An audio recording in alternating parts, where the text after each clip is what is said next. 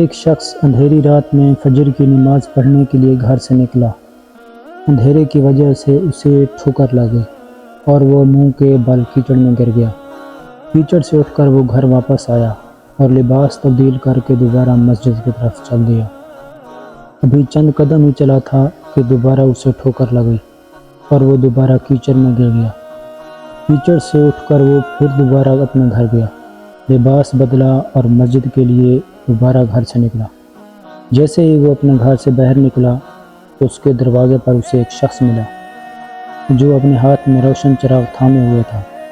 چراغ والا شخص چپ چاپ نمازی کے آگے مسجد کی طرف چل دیا۔ اس مرتبہ چراغ کی روشنی میں نمازی کو مسجد پہنچنے میں کسی دشواری کا سامنا نہیں کرنا پڑا۔ وہ خیریت سے مسجد پہنچ گیا۔ مسجد کے دروازے پر پہنچ کر چراغ والا شخص رک گیا۔ نمازی اسے چھوڑ کر مسجد داخل ہو گیا اور نماز ادا کرنے لگا۔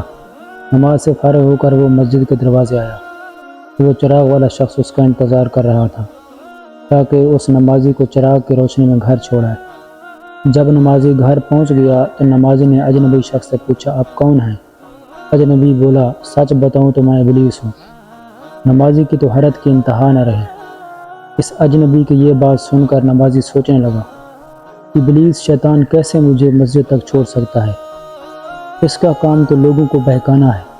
تو اس شخص نے بڑی حیرت کے ساتھ ابلیس سے پوچھا، تجھے تو میری نماز رہ جانے پر خوش ہونا چاہیے تھا، مگر تم تو چراغ کی روشنی میں مجھے مسجد تک چھوڑنے آئے۔